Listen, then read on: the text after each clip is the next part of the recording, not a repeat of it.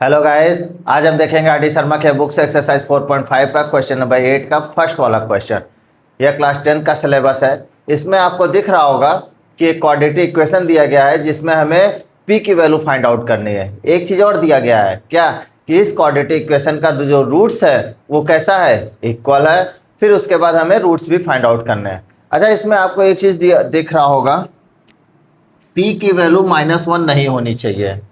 Clear है। पहले हम इसी पे बात कर लेते हैं। p की वैल्यू -1 क्यों नहीं हो सकती है? इसलिए नहीं हो सकती क्योंकि अगर मैं यहाँ p माइनस इस इक्वेशन में, इक्वेशन क्या है हमारा, p+1 x² -6 p+1 x+3 p+9 = 0। अब यहाँ से अगर मैं p की वैल्यू -1 रख दूँ तो देखिए ये टर्म 0 हो जाएगा, तो यह 0 हो जाएगा, ये भी टर्म 0 हो जाएगा, ये भी 0 हो जाएगा। बचेगा क्या, केवल 3 × ये 8। अब जब मेरे पास क्वाड्रेटिक इक्वेशन ही नहीं बचेगा, p की वैल्यू -1 रखने पे देख रहे हैं आप, क्वाड्रेटिक इक्वेशन ही नहीं बचा। x² का टर्म भी 0, x का टर्म भी 0 हो जा रहा है। तो हम किस चीज़ में या किस क्वाड्रेटिक इक्वेशन में रूट्स को फाइंड आउट करेंगे? मतलब p की वैल्यू -1 रखने पे कोई क्वाड्रेटिक इक्वेशन बनना तो चाहिए जिसका हम रूट्स निकाल सकें। बात समझ में आ रही है? मतलब p की वैल्यू -1 रखने पे क्वाड्रेटिक इक्वेशन ही खत्म हो जा रही है। इसलिए p की वैल्यू -1 इस क्वाड्रेटिक इक्वेशन के लिए नहीं हो सकती है। क्लियर है? आई थिंक आपको ये चीज समझ में आ गया। अब नेक्स्ट टॉपिक पे चलते हैं। नेक्स्ट टॉपिक क्या कह रहा है कि p की वैल्यू फाइंड करिए अगर क्या है, इसके रूट्स कैसे हैं, इक्वल है। रूट्स इक्वल होने से क्या होता है ये देखते हैं हम। रूट्स इक्वल जब होता है तो इसका डिस्क्रिमिनेंट 0 हो जाता है। अब बात आई डिस्क्रिमिनेंट की। डिस्क्रिमिनेंट क्या होता है, b² - 4ac। क्लियर है? अब मैंने कह तो दिया कि क्वाड्रेटिक इक्वेशन के अगर रूट्स इक्वल हैं तो उसका डिस्क्रिमिनेंट मतलब b² - 4ac = 0 होता है। या ये भी हम कह सकते हैं कि b² - 4ac = 0 है तो उस क्वाड्रेटिक इक्वेशन का रूट्स कैसा हो जाएगा, इक्वल हो जाएगा। अब इसको हम देखते हैं कैसे। मैं कह तो दिया गया कि डिस्क्रिमिनेंट 0 है तो इसका मतलब क्या होगा, रूट्स इक्वल हो जाएंगे। देख सकते हैं हम, कैसे देखेंगे ये। कोई भी क्वाड्रेटिक इक्वेशन को सॉल्व करने के लिए हमें या तो हम जो ट्रेडिशनल वे होता है जैसे कि आपका फैक्टराइजेशन मेथड, इस तरह से हम सॉल्व कर सकते हैं, लेकिन हम क्वाड्रेटिक इक्वेशन को सीधाराचार के सूत्र से भी सॉल्व कर सकते हैं। कैसे? -b plus minus under root में b² - 4ac/2a में a b c की वैल्यू पुट करके हम यहां से रूट्स फाइंड आउट कर सकते हैं किसी भी क्वाड्रेटिक इक्वेशन का। क्लियर है? अब यहां से देखिए दो रूट निकल के आएंगे, एक x1 -b, एक बार प्लस ले लेंगे हम और एक बार माइनस ले लेंगे हम। तो प्लस लेने पे हमें क्या मिला, -b प्लस अंडर रूट में b² - 4ac/2a। और एक बार माइनस लेंगे तो देखिए क्या मिला हमें,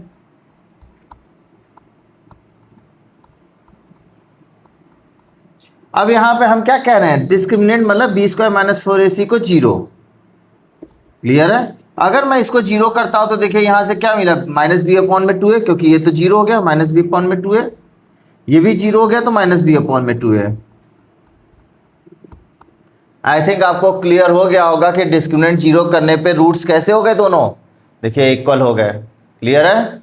इसीलिए कहा जाता है किसी भी क्वाड्रेटिक इक्वेशन का अगर रूट्स इक्वल है तो उसका डिस्क्रिमिनेंट 0 होगा, ये कंफर्म है। या अगर डिस्क्रिमिनेंट 0 है तो उसके रूट्स क्या होंगे, इक्वल होंगे। वाइस वर्सा है।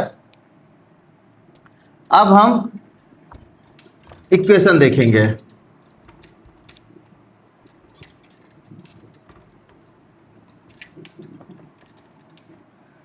हमारा क्वाड्रेटिक इक्वेशन क्या है, p+1 x² -6 p+1 x plus का 3 p+9 = 0।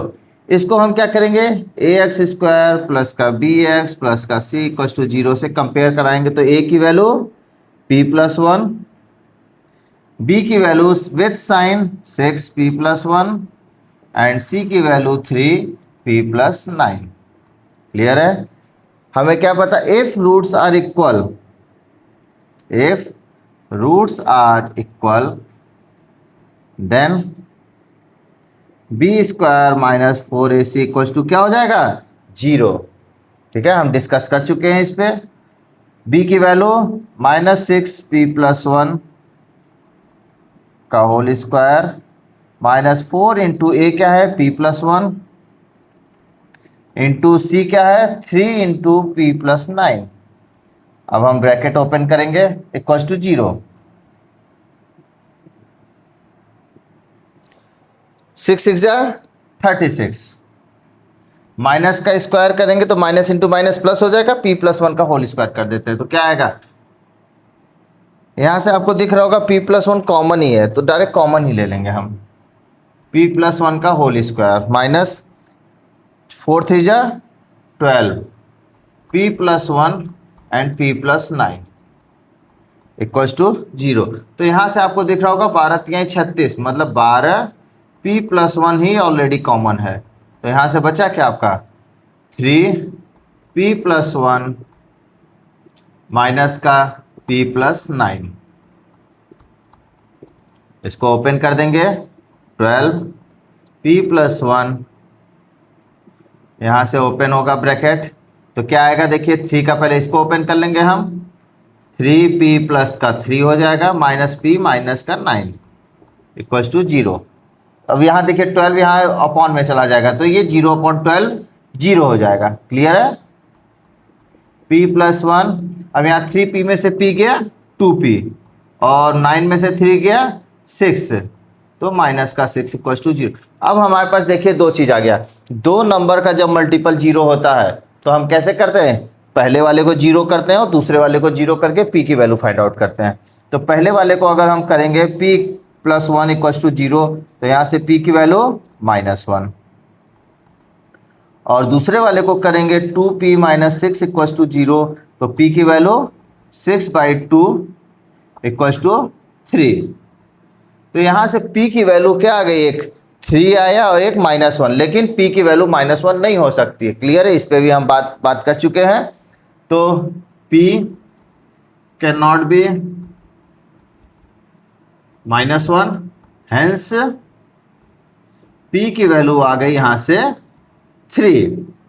क्लियर है, ये आपको दिख रहा होगा p की वैल्यू 6/2 इक्वल्स टू 3 हो गया। अब कह रहा है क्या कि हमें क्या find the root of the equation, root find out करना है। तो हम कैसे रूट फाइंड आउट करेंगे, पहले p की वैल्यू 3 रखेंगे इस इक्वेशन में, जो हमें इक्वेशन मिलेगा उससे हम क्या निकालेंगे, रूट्स निकाल लेंगे।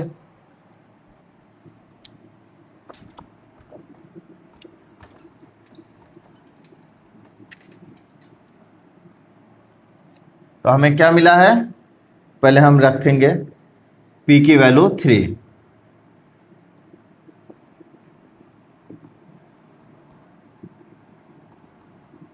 एट p इक्वल्स टू 3 तो हमें क्या मिलेगा, 3 + 1 4x², 3 + 1 4 4 6 जा 24 x प्लस 9 3 12 3 36 इक्वल्स टू। अब आपको दिख रहा होगा 4 कॉमन है तो सबसे पहले तो कॉमन लिया जाता है, x² - 4 6 24 plus 4 9 36 equals to 0।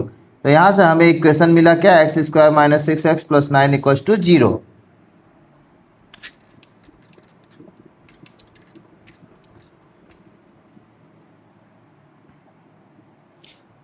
Equation हमें क्या मिला, x² - 6x plus 9 equals to 0। अब आपको पता है कि 6 या तो ऐड करके लाना है या तो सब्ट्रैक्ट करके। क्लियर है, और दो फैक्टर ऐसा चूज करना है जिसका मल्टीपल तो 9 आए लेकिन ऐड या सब्ट्रैक्ट करने पे 6 आ जाए। तो हम ऐड करेंगे या सब्ट्रैक्ट करेंगे, ये डिपेंड करता है x² का क्या साइन है प्लस और कांस्टेंट का क्या साइन है प्लस।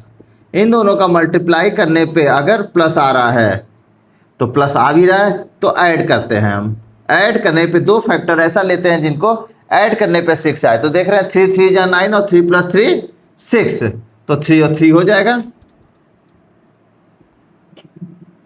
तो x² माइनस का 3x माइनस का 3x प्लस का 9 इक्वल्स टू 0। तो x कॉमन लिया हमने, x - 3 कॉमन लिया, x - 3 इक्वल्स टू 0। देखिए x - 3 x - 3 ये क्या हो गया, x माइनस थ्री का होल स्क्वायर। अब आपको दिख रहा होगा दोनों सेम है, तो मतलब रूट्स भी सेम आएंगे। इसका मतलब एट p इक्वल टू 3 पे रूट्स कैसे आएंगे, सेम आएगा। तो यहां से हम पहला निकालेंगे x minus three equal to 0, x की वैल्यू 3, ये पहला रूट आ गया। दूसरा रूट भी सेम ही होगा, x minus three equal to 0, x equal to 3। तो हम at p equal to 3 each roots are equal, clear है, एंड दैट इज 3। क्लियर है। आई होप आप लोगों को बहुत अच्छे से समझ में आया होगा। Thank you guys.